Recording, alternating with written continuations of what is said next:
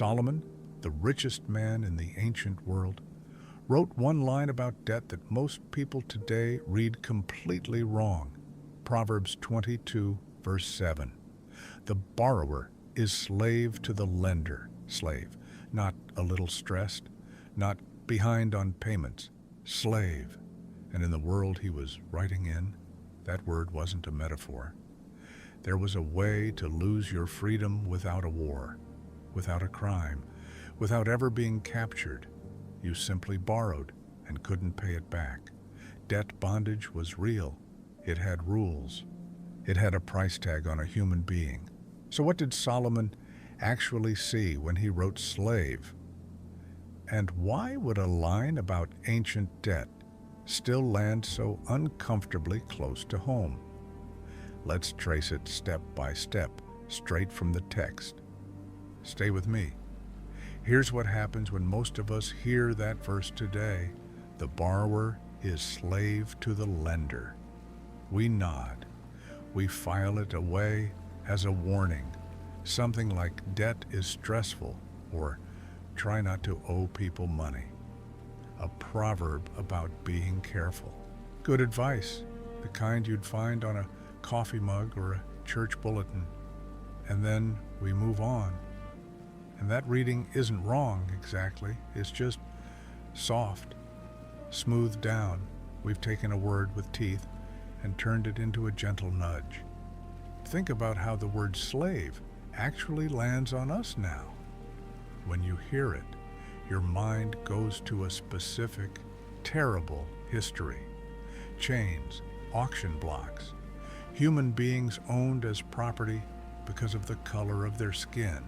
That's the picture the word carries in our world, and rightly so. So when Solomon uses it about a guy who took out a loan, part of us instinctively softens it. Surely he doesn't mean that. He means it as a figure of speech, an exaggeration to make a point. This is ancient wisdom, not financial advice, and never a promise of wealth. So we translate it down into something manageable.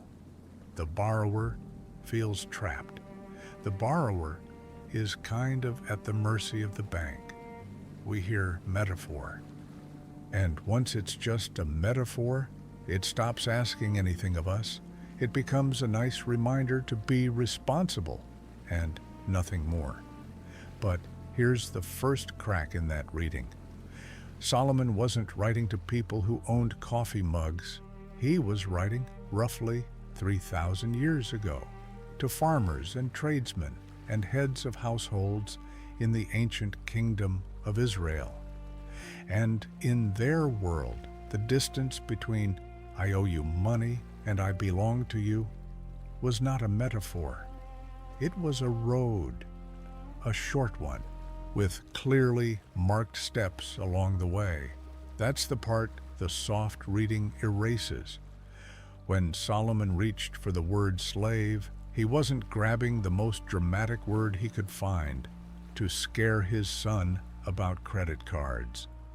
He was reaching for the most accurate one. He was describing a real mechanism, something that happened to real people he could have named, where a bad harvest and an unpaid debt could end with a free man or his children working someone else's field to pay it off. And that softer version comes from somewhere honest. Distance, 3,000 years, and an ocean of translation. And mercy, because the modern ear flinches at that word for good reason. But comfort is in there too. A metaphor lets us keep the proverb on the shelf as wisdom. The literal meaning follows us home, which raises the question the whole video turns on. If Solomon wasn't exaggerating, if slave meant something concrete with rules and a price, then what exactly did that look like? What actually happened to a man in the ancient world who borrowed and couldn't pay? That's where we go next. And it's more specific and more unsettling than most people expect. Picture an ordinary man in ancient Israel, not a fool, not a gambler, a farmer. He owns a small plot of land, the same land his father worked. His whole life runs on one rhythm: plant in the fall, pray through the winter, harvest in the spring. Everything depends on that harvest coming in. Then one year it doesn't. Maybe the rains fail. Maybe locusts come.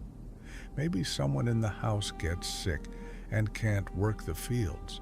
Whatever the cause, the grain isn't there, and neither is the food to get his family to the next planting season. So he does the only thing he can. He goes to a wealthier neighbor and he borrows seed to plant, grain to eat, enough to survive the year. And here's the first thing worth knowing. In that world, a loan like that could carry staggering interest. The historical records from the surrounding cultures show rates that ran anywhere from 20% to 50%, and in some places higher. And the clock on that interest ran against the harvest, so the whole debt often came due the moment the next crop was gathered, exactly when the borrower had the least room to breathe. Think about what that means. A man already short on food now owes back far more than he borrowed. He didn't dig a hole. He dug a hole with walls that grow while he's standing in it. So the next harvest comes. If it's good, if it's really good, maybe he claws his way out. But if it's just ordinary, he can't cover the debt plus the interest. And now the mechanism Solomon was describing begins to turn. Here's how it moved, step by step. First, the man had pledged something as security, collateral, we'd call it. Often, that was his land. And in that world, land wasn't just wealth, it was the family's name and future, the inheritance meant to pass to his sons. So when he couldn't pay, the land passed to the lender. Read that last part again. The land goes first. But the land was how he made the payment in the first place. So once it's gone, he has nothing left to offer except the one thing he still owns, himself. And that's the step the soft reading never sees coming. When the property ran out, the debtor, and sometimes his children, could be handed over to work off what was owed, not because he committed a crime, not because he was captured in war, simply because the math never balanced. A free man could lose his freedom by arithmetic. Now, and this matters, so stay with me, this was not the chattel slavery our modern minds jump to. It's the crucial distinction, and Solomon's world made it. A debt servant in Israel was not property to be owned forever. There were limits built into the law. Periodic release of debt servants was practiced across the ancient Near East. Hammurabi's code assumed a family sold to cover a debt would be freed after 3 years of service. And in Israel's own law, the release went further still, a 7th year release, and beyond it, the Jubilee, when debts were canceled and people returned to their land. So hold both halves at once, because this is the honest picture. It was real bondage, a loss of freedom, of labor, of your own days, with a literal price attached to a human being. And it was bounded bondage. The law kept trying to build doors into it, ways back out. It was not the racial slavery of later centuries. It was the ancient world's answer to what happens when a person owes more than they can ever repay. That is the world Solomon lived in. That is what he watched happen to men he knew. And when he sat down to write about debt, that memory is what stood behind his pen. This is ancient wisdom, not financial advice, and never a promise of wealth. which means the word wasn't drama, it was reporting. But there's a second layer, Solomon adds, one that catches even careful readers off guard. Because he doesn't only warn you about borrowing for yourself, he warns you about something that feels generous, even kind, and turns out to be the fastest road into the trap of all. We'll follow that next. Here's the part almost nobody expects from a book of ancient wisdom. Solomon doesn't only warn you about the debt you take on for yourself. He circles back again and again to warn you about a debt you take on for someone else. And he treats it as more dangerous because it doesn't feel like danger at all. It feels like being a good man. The word the old translations use is surety. We'd call it co-signing, guaranteeing someone else's loan. A friend, a neighbor, a relative comes to you. They're short. The lender wants a name behind the loan, and they ask you to be that name, to pledge yourself. If they pay, nothing happens, and you were generous. If they don't pay, the debt is now yours. Listen to how Solomon opens the 6th chapter of Proverbs. My son, if you have put up security for your neighbor, if you have shaken hands in pledge for a stranger, you have been trapped by what you said, ensnared by the words of your mouth. Notice the pictures he reaches for. Trapped, ensnared, and then a few lines later, free yourself like a gazelle from the hunter, like a bird from the snare of the fowler. This isn't gentle advice about being careful with your signature. It's an alarm. He's describing a man who wakes up and realizes he's already in the net and tells him, don't sleep, don't rest. Go to your neighbor tonight and get yourself out. And that phrase, shaken hands in pledge, wasn't a figure of speech either. Striking hands was the actual legal gesture that closed a contract in that world. To become surety meant stepping in for an insolvent debtor and taking on responsibility for the debt. And Proverbs opposes the practice repeatedly, apparently because of the danger it posed to the freedom of the one who guaranteed it. There it is again, the freedom of the one who guaranteed it. The same mechanism from the last block: land gone, then labor, then liberty. Now reaching for a man who never borrowed a thing. He just vouched for someone. He put his hand out in good faith, and the trap doesn't care that his motives were kind. This is ancient wisdom, not financial advice, and never a promise of wealth. Solomon comes back to it near the end of the same chapter you started with. Chapter 22, just a few verses past the one about the borrower and the lender. Do not be one who shakes hands in pledge or puts up security for debts. If you lack the means to pay, your very bed will be snatched from under you. Your bed, snatched from under you. He's not being poetic for effect. He's naming precisely the last step of the road, the point where the collateral has run all the way down to the thing you sleep on. He's telling his son, if you guarantee what you cannot cover, you have handed a stranger the authority to come and take the ground out from beneath your own body. So put the pieces together, because this is the logic underneath all of it. Solomon isn't moralizing about money. He isn't saying wealth is evil, or that lenders are wicked, or that a poor man is a bad man. He's describing a structure, the way dependence works. When you owe, the person you owe gains a measure of authority over your choices, over your land, your labor, your time, your rest, not because they're cruel, simply because that's what the arrangement is.